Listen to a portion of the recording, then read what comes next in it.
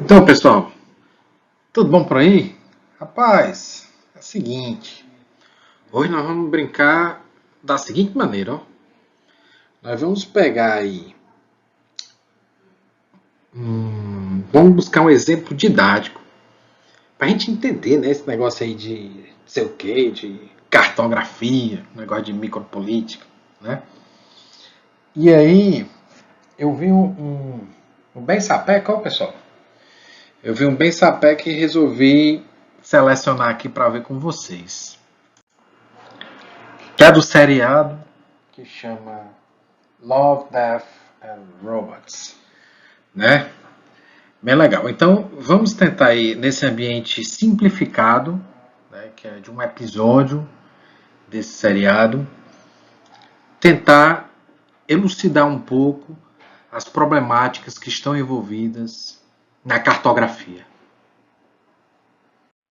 Bom, muito bem, pessoal. Para começar, eu vou só falar o que é que sucede, né? O que foi que sucedeu aí no, no episódio e depois nós vamos fazer a análise, beleza? Então é o seguinte, o episódio começa com esse careca aí, tá? Vocês estão vendo aí esse bicho aí com espada, né? É, inclusive eu acho muito legal, né? Esses caras aqui, ao mesmo tempo, são carecas e cabeludos, né? Eu acho realmente uma experiência, né, estética paradoxal muito interessante, né? Então quero aproveitar aqui para mandar um salve pro baterista e grande Dudu, rapaz, na minha banda que, né, é, ele goza também dessa expressividade, né, de fazer coexistir careca e cabelos longos, né? Muito bonito, muito bonito. Ainda vai chegar a minha hora. Então vamos lá. O que é que acontece aí? Tem esse bicho aí, esse careca cabeludo, né? E ele faz parte de um determinado território, né? Vamos pensar dessa forma. Né? Ele tem um determinado modo de decodificar o outro, né? De reconhecer o outro. Né? O outro, no caso, é essa comadre aí, que tá do lado, que tá fazendo esquiva aí. O bicho tentou dar espadada nela, a bicha se esquivou. Né? Ela, por sua vez, faz parte de um outro território, que é o território das criaturas maravilhosas, né? Relacionadas com a magia, né? Ela se transforma aí numa espécie de fera, né? Uma espécie de felino aí, que, segundo as tradições, seduzem os homens. Olha aí. Pois beleza.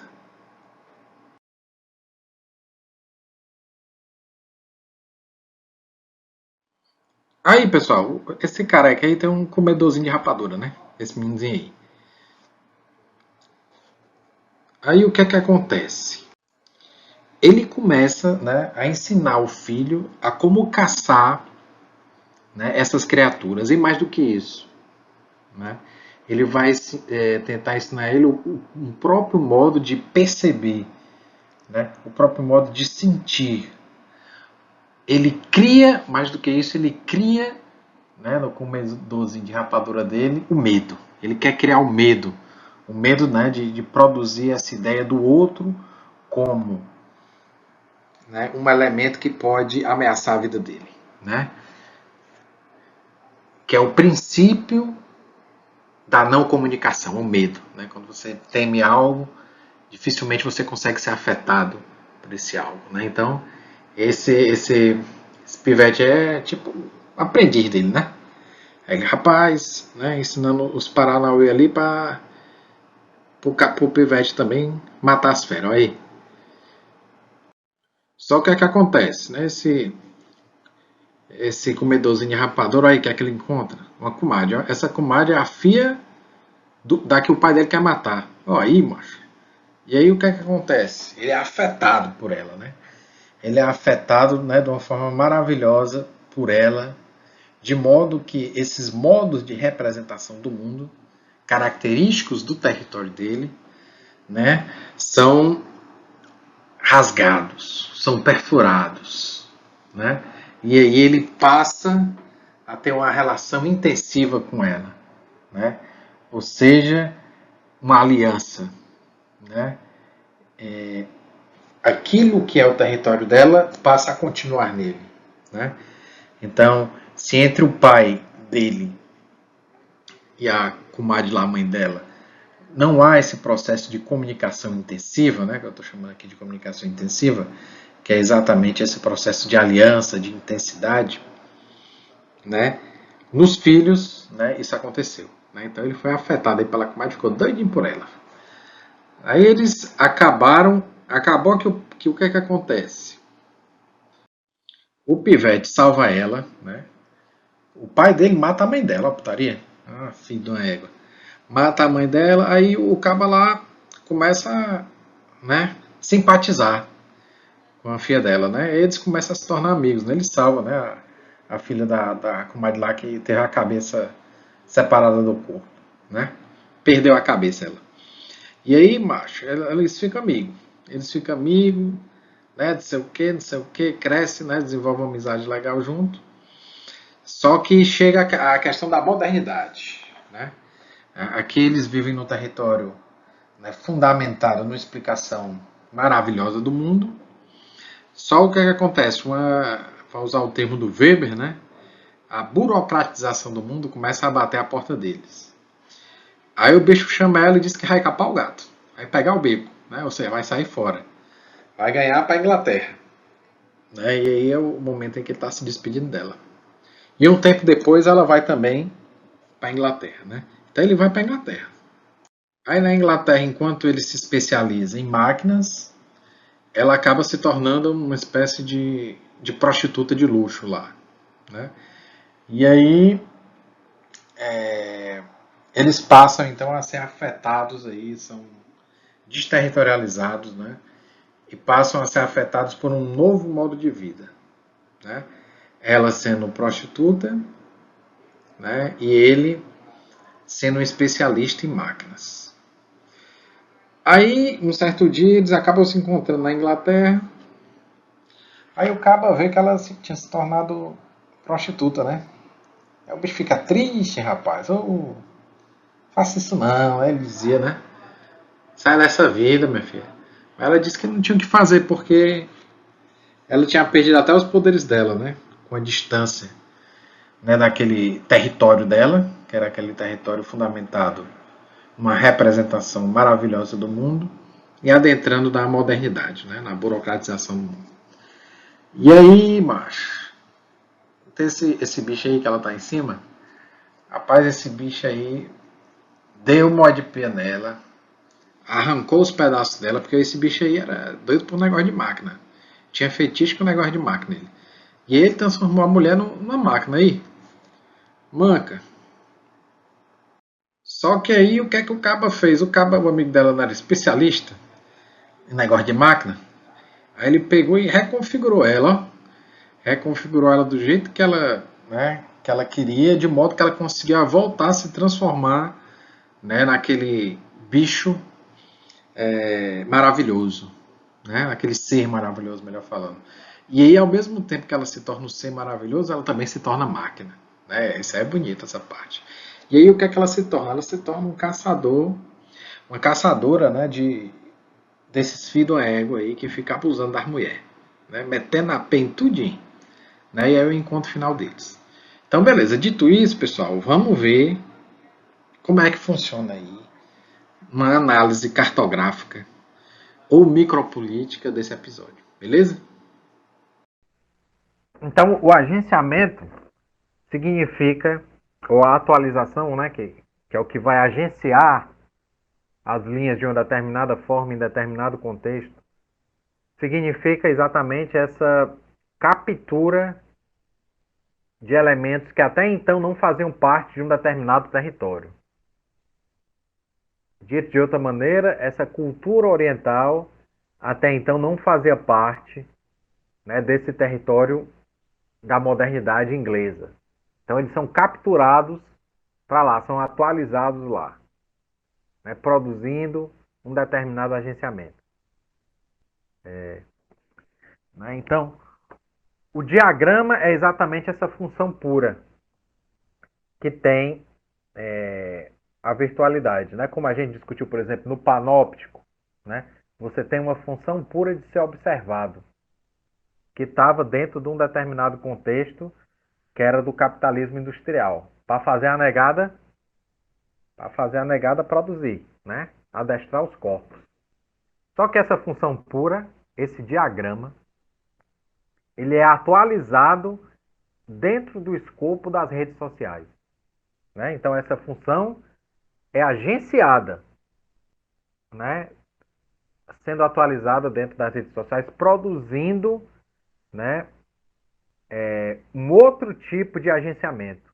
Ou seja, aqui o panóptico não serve para adestrar corpos, nesse sentido de fazer os corpos produzirem, mas antes expor os corpos, né? Fazer com que os corpos se sintam observados por uma série de pessoas, né? E aí vai produzir outro, né, toda uma gama de desejo a partir dessa lógica, né? Então, o primeiro aspecto que eu quero que vocês entendam é que existe esse cofuncionamento das linhas que a gente discutiu e que essas linhas são agenciadas, né, dentro de um território. Então, no agenciamento, a gente tem dois aspectos importantes.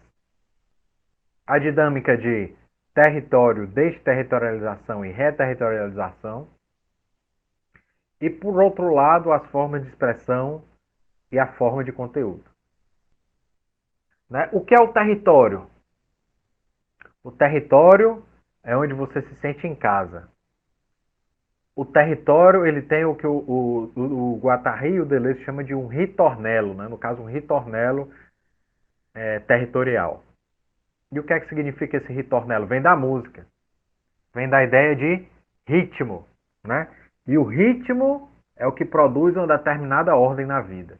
Então, o território é aquilo que passa por um prisma de ordenação. É o território do jornalista, como eu discuti com vocês na aula passada, né? Que quando está ali com câmera e está fazendo uma matéria, ele se sente em casa. Porque ele sabe os protocolos de como agir. Porque ele já forma um organismo com as máquinas envolvidas. Aí a gente já conecta com outra parte do agenciamento, que são as formas de expressão e as formas de conteúdo. As formas de expressão são exatamente esses protocolos. O que você tem que fazer quando você está nesse território? As formas de conteúdo são as máquinas. Ou seja, você se relaciona com o cinegrafista, você se relaciona com o operador de áudio, né? Você se relaciona com aquilo que é objeto da notícia, né? Então tudo isso forma um organismo, né? Então essa ideia de organismo. Organismo e expressão, então, vão formando o território, né? No caso do seriado que eu falei para vocês, você tem então o território, que é o território dos caçadores, ou seja, eles têm todo um modo de ver o mundo, de perceber o mundo, de raciocinar sobre o mundo. Eles têm toda uma tecnologia, né? Usam a espada, usam o mijo, né? Para fazer com que os seres adversários, né? No caso, adversário não, inimigo mesmo, né? Os seres inimigos, eles não se transformem, né?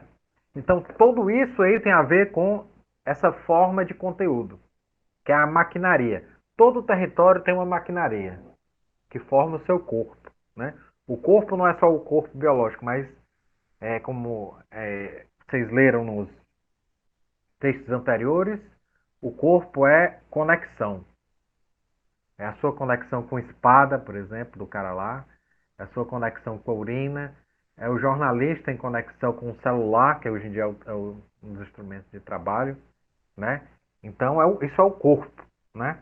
O corpo é aquilo que vai compor esse território. As conexões regulares dentro do ritmo, né, do ritornelo, né, que fazem com que você perceba o mundo, haja o mundo de certa forma. Né? Então, o território, ao mesmo tempo que ele organiza o mundo, ele expulsa aquilo que pode caotizar a sua ordem. Né? Então, no território há essa tendência, por um lado, quando você está sobre o predomínio desse ritornelo territorial, de conservação. Né? Então, é como funcionava, por exemplo, a lógica, né? Você tem o privilégio de uma lógica de uma linha molar. Né? Como a gente discutiu na aula passada, uma linha molar é caracterizada pela conservação do território. Uma linha molar está a todo momento categorizando as coisas de forma binária, ou seja, humanos e seres mágicos. Né? Então, eles, né, estabelece essa relação binária. Né? Eles são os inimigos, então temos que destruir eles. Né?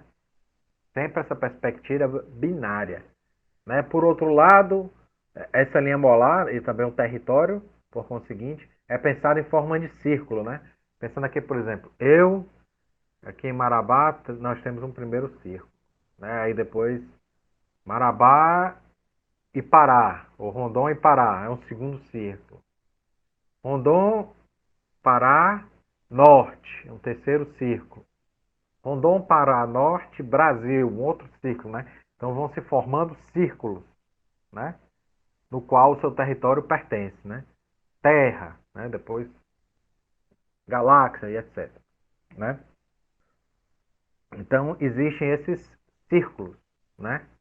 E conectado com esses círculos tem uma linearidade, né? Quando você está em casa, você é o filho da casa. Quando você sai para a universidade, você já não é mais o filho. Você é um estudante de jornalismo. Né? Você sai depois da aula, vai para a igreja, você não é mais um estudante de jornalismo, você é um fiel. Né? Então, essa ideia da segmentação. Vamos lá. Obrigado, Vanessa, pela. O senhor disse que na aula passada a regra. Exatamente. Tá, beleza. Obrigado, Vanessa. Show de bola. Obrigado, Vanessa. Então, por um lado, existem as fórmulas de expressão, que são exatamente essas fórmulas, os protocolos, né? Para você agir em determinado contexto. Né? Quando você senta na mesa, sua mãe fala, menino, não mastiga de boca cheia. Menino, a faca é no lado esquerdo, o garfo do lado direito.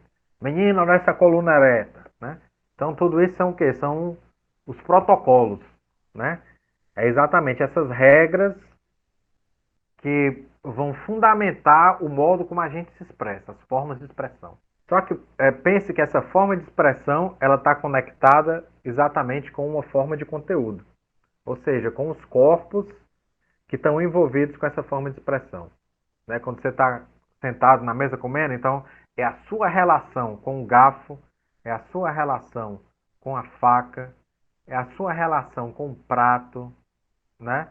E o modo como você vai usando. Então, tudo isso são corpos, com a mesa, com as outras pessoas, com o modo como você posiciona o corpo. Então, isso aí é o que eles chamam de formas de conteúdo, ou as máquinas, né? O que eles chamam de máquinas é isso. São essas formas de conteúdo, né? Toda a maquinaria que está envolvida. Né? Então, máquina aqui não tem a ver com algo necessariamente industrial, né? A máquina é o corpo, né? Todos os corpos que estão envolvidos. Né? Como a gente falou agora também no exemplo do osso, o osso é uma máquina, né? Ele se torna ali, ele é atualizado e se transforma em uma arma. Né? Então, o modo de usar esse osso é uma forma de expressão. Ele vai desenvolvendo modos de bater. Né?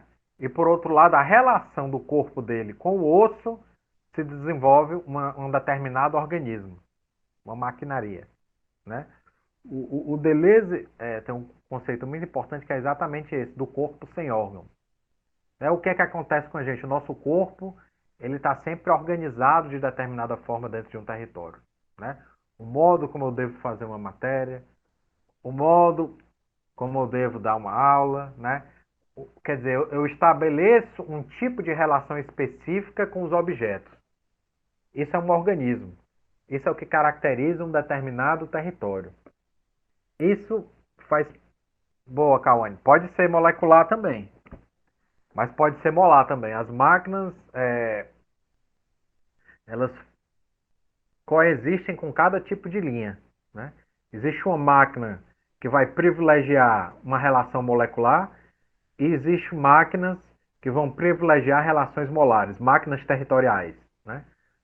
Máquinas territoriais vão privilegiar a reprodução, a repetição, melhor dizendo. Enquanto máquinas moleculares vão privilegiar a conexão com outros tipos de corpos, gerando então outras máquinas, né? Como no exemplo do osso que eu falei para vocês, como no exemplo da renovação do jornalismo, quando o celular passou a ser um objeto de trabalho, né? É um corpo que se conecta com o território do jornalismo e transforma esse território. Mas antes tinha um território, né? Que era o do jornalista com o cinegrafista, né? Eu falei que na minha época tinha um cabo para dirigir, tinha um cabo para filmar e tinha o jornalista. Tinha um carro, né? Então isso é um corpo, né? Um corpo organizado, né? É um território, né? Um território ali que caracterizava, né, o telejornalismo ali na década de 2000, né? No começo. E aí, com isso, tinha aquelas grandes máquinas de edição, não sei nem se é assim ainda, que o cara apertava, rodava o negócio. Hoje deve ser bem mais tranquilo, mas toda essa maquinaria aí, ela compõe o território. E junto com essa maquinaria tem regras de como operar essas máquinas. São as formas de expressão, né? A forma de expressão, o modo de você operar as máquinas, as regras. E que isso conduz todo o seu modo de ler o mundo a partir de um território, né? Então, quando você está no território, você tem um modo específico de ler o mundo. Esse modo é fundamentado pelas regras, né, e pelas máquinas, pelo corpo daquilo, né? Então, quando você está falando em organismo, é exatamente essas relações estriadas, né? O que é que significa estriadas? Significa ali tendendo à conservação, ao território, né? Privilegiando a ordem em detrimento do caos. É, por exemplo, a visão do pai do menino, né? O pai o careca lá, o mestre dos magos, né? Então ele tinha uma determinada visão de mundo de que os seres maravilhosos ali eram inimigos, que os seres maravilhosos ameaçavam a vida dos humanos. Logo, ele teria que destruir esses seres, né? Então, é um modo, veja, de ver o mundo ó, dentro do território dele e que está ali fechado, né? Está ali fechado. E para isso, então, ele se utiliza de uma determinada maquinaria, né? Que são essas formas de conteúdo, uma espada, né? O balde de mijo, né? Tudo isso aí faz parte, né? Desse modo de vida dele, né? Modo de ação, de experiência no mundo. Então isso tem a ver com o território, né? O território tem a ver com esses modos de expressão e formas de conteúdo, né? Forma de expressão e forma de conteúdo. Das regras que você aprende, né? Dentro de um território e com aquilo que você se conecta dentro de um território, né? Eu estou falando aqui com vocês, eu já tenho um organismo aqui, né? Tem o meu corpo, tem um fone de ouvido, aí eu boto o celular aqui para conversar com vocês. Ao mesmo tempo eu estou conectado com o computador, que eu fico só mexendo nos slides aqui do outro lado. Tem a minha garrafa aqui com o símbolo do Fortaleza, que volta e meia eu estou sempre tomando um golezinho. E tem uma mesa, né? E tem uma cadeira, né? Então tudo isso aqui vai compondo o território. E no modo como isso é orquestrado. Não é só a coisa em si, mas a função que essa coisa tem e como ele se conecta com os outros corpos, né?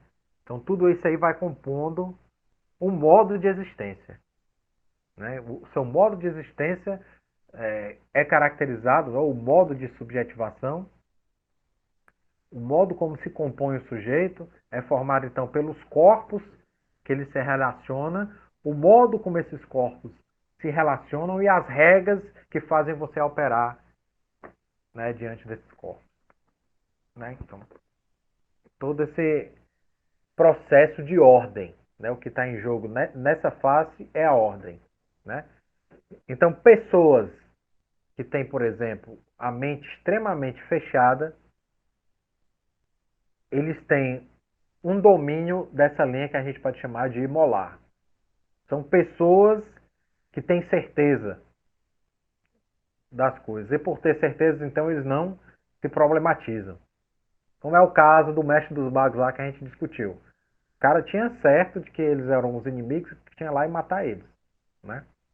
Então, nesse sentido, a comunicação entre os territórios é extremamente diminuta. Né? Por quê? Porque os territórios estão fechados. Né? E depois a gente vai falar sobre os perigos da linha. Por quê? Porque há muito medo. Né? O medo faz com que os territórios se estriem cada vez mais. Né? Então, qualquer semelhança com as eleições de 2018 não é mera coincidência. Né? Você vê como se formou uma polarização entre dois territórios e de que como esses territórios não conseguem se comunicar. Se alguém aqui tentou conversar com alguém que pensa totalmente diferente, percebeu isso na carne. Né? Então é nesse sentido, como a gente discutiu na aula passada, que o território não tem a ver meramente com a terra ou o espaço físico. Né? Uma pessoa está do seu lado, mas está extremamente distante de você, porque o território dela é um território muito diferente. O modo como ele lê o mundo é um modo muito diferente do seu. Então tem um abismo entre pessoas que podem estar uma do lado da outra. Então em territórios diferentes. Né? Então, nesse sentido, a gente pensa aí uma micropolítica da comunicação extremamente molarizada, né? Estriada, que impossibilita que você seja afetado pela diferença, né? Por fluxos de outros territórios. É o que acontece com o mestre dos magos lá. Ele não quer saber de conversa não, né? Caça, caça, caça. Né? Essa ideia de caça é muito emblemática. A caça é guerra pura, né? Você não vai ficar discutindo com aquilo que você está caçando. Você está lá para destruir, né? É como muitos nazistas falavam, eu só estou fazendo o meu trabalho, né? Então ele está ali para executar aquilo. Ele não está ali para se comunicar com os judeus, ser afetado pelos judeus, né? Ele está ali para fazer o trabalho dele, né? Então, e com as máquinas, né? Como eles operavam as máquinas, né, das câmaras de gás, tudo aquilo é um corpo, né? É um corpo de destruição. É um corpo fascista, né, de destruição do outro. Depois a gente vai falar sobre o microfascismo. Então, aqui a gente está priorizando uma lógica de conservação do território. Só que, quando você vai fazer uma análise micropolítica, a análise do território é importante até determinado ponto. Porque o que interessa é como esse território se transforma numa análise micropolítica. Só que para você entender como uma coisa se transforma, você tem que ver como era antes, né? Então você faz a relação entre a conservação e a transformação. Então, quando você vai pensar de um ponto de vista micropolítico, você tem um território, a desterritorialização, que é exatamente essa quebra do território. Esse território foi afetado por algo e nesse afeto ele teve as suas formas de expressões corrompidas e suas formas de conteúdo corrompidas, se transformando, portanto, em outra coisa. Aí você tem o território, a desterritorialização e a reterritorialização. A desterritorialização, como eu falei, tem a ver com um determinado afeto. Ou seja, algo que se encontra com o território, com o corpo do território, e problematiza a sua coesão, e problematiza, então, a sua conservação. Né? Estava vendo um vídeo do Neil Agra, vocês conhecem o Neil Agra? Neil Agra, que é o Alexandre conhece, que é um stand-upper, né, digamos assim, ele faz stand-up.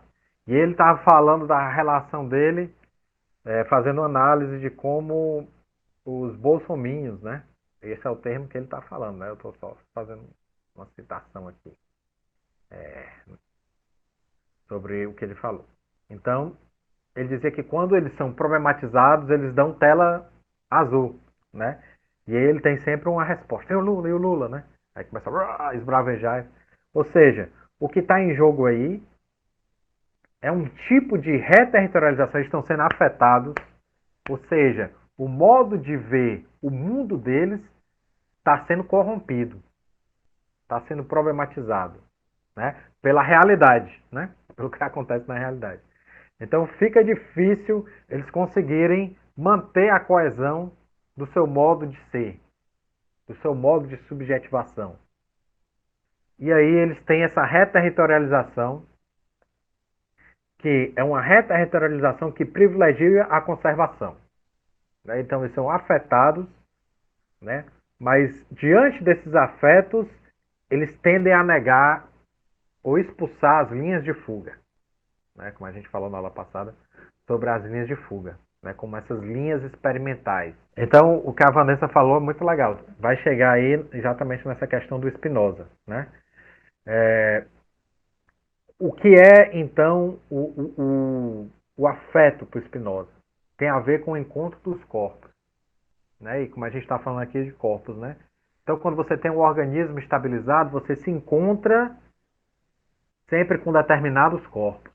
Né? Os seus coleguinhas do grupo de WhatsApp, microfascista, né? Então, ou seja, aqueles corpos ali, eles contribuem para uma coesão. Quando você encontra com um corpo estranho, né, e pense isso dentro de um território, né, como um vírus que entra num corpo, né, esse território pensa dessa forma. Então ele quer expulsar esse vírus, essa coisa que está problematizando o território.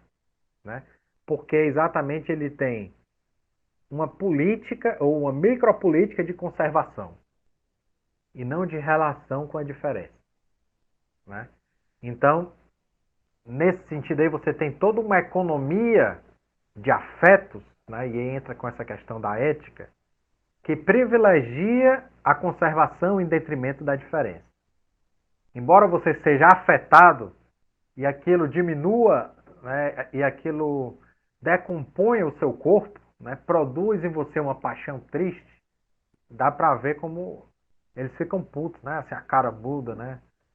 É uma coisa, né? Porque ele está lidando com essa decomposição do corpo dele, da certeza dele, das formas que fazem ele ler o mundo de uma determinada maneira. Né? Só que o que é que acontece? Ele instaura essa reterritorialização. Ele tenta evitar que as linhas de fuga se perpetuem. E aí tem outros modos de reterritorialização, como modos de reterritorialização que privilegiam a diferença, que privilegiam a mutação. É quando você é afetado por algo e incorpora esse algo no seu território. É o que o Pivete fez, né? O Pivete foi afetado ali para aquele ser que era de outro território, né? Dentro da minha micropolítica isso é muito importante, que é a ideia da violência. A violência é muito importante, entendendo a violência como aquilo que é diferente. Tudo aquilo que é diferente promove uma violência na nossa percepção. Né? Então, aquilo que é forte demais para os seus esquemas de leitura de mundo. Aquilo que é muito diferente. Né? Então, sempre se cria, ou na maioria das vezes se cria, afetado por uma violência. Por aquilo que é diferente do seu território. E aí a grande questão é o modo como você se reterritorializa, né? O modo como você se reterritorializa, incorporando esse afeto, incorporando esse fluxo que vem de outro território, atualizando o seu território, né? Transformando o osso em arma, transformando o inimigo em um amigo, como é no caso do episódio que a gente discutiu do Love, Death and Robots, né? Então, é um outro modo, então, de micropolítica. É uma micropolítica que vai privilegiar uma comunicação que eu gosto de chamar de uma comunicação menor, né? O que é uma comunicação menor? É o contrário daquilo que a gente aprende nas teorias da comunicação, como aquela comunicação que é pautada na redundância, né? Você tem uma fonte, você tem um canal, né? Vocês lembram da teoria matemática da comunicação? E você tem um receptor. Então você tem só um código que transmite a informação, né? Você vê que a luta da cibernética é contra o ruído, ou seja, contra aquilo que não está no código, né? Então essa é uma comunicação maior, que privilegia a transmissão de um conteúdo, né? Não privilegia a transformação. Então você tem um código, que é o código do seu território, você quer, né, na relação com o outro, você quer conservar esse código, quer evitar o ruído. Por outro lado, uma comunicação menor é uma comunicação dos afetos, nesse sentido micropolítico, ou seja, de ser afetado pela diferença e incorporar a diferença. Privilegiar a desterritorialização, né? Por que é uma comunicação menor? Né? O menor aí é no sentido de ser imanente ao encontro, né? Não é a comunicação maior que serve para tudo, né? Isso é muito forte nos coaches, né? O coach ele tem uma série de receitas de bolo, né? É uma comunicação maior, né? Então, o Porta dos Fundos tem um sketch muito interessante nesse sentido. Chega o cara, a mulher tá triste, né? O cara fala, e aí, como é que você tá, né? Toda aquela animação. Não tô muito bem, não. Eu terminei com fulano. Ah, fulano é maravilhoso, né? Então, assim, é todo aquele modelo fabricado de felicidade, né? Que não corresponde à imanência dos encontros, né? Então, nesse sentido, essa comunicação menor é a comunicação que vai privilegiar uma reterritorialização criativa.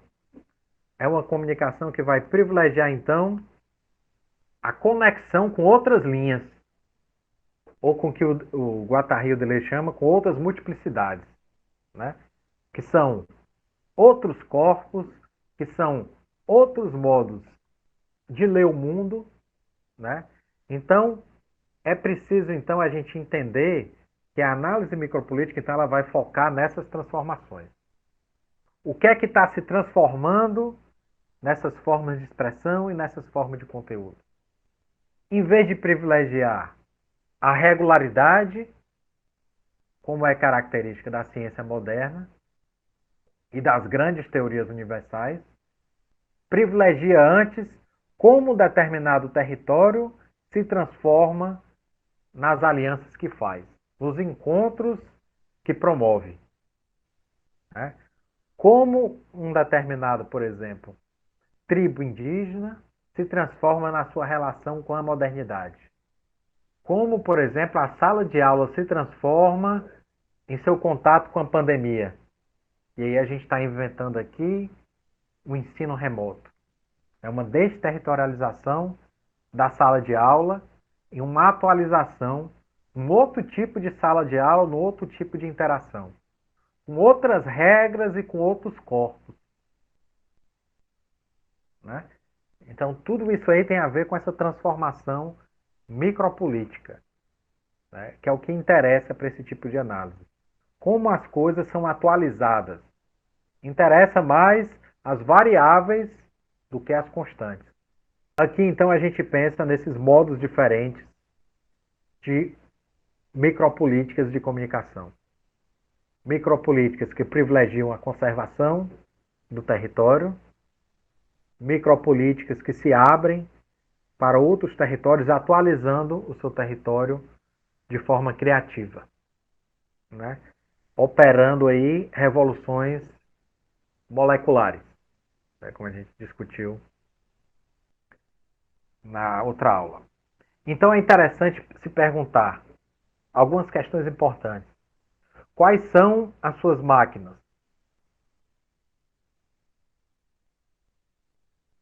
Quais são os seus dispositivos de sobrecodificação, ou seja, que fazem com que você não consiga perceber a diferença, que privilegiam a conservação?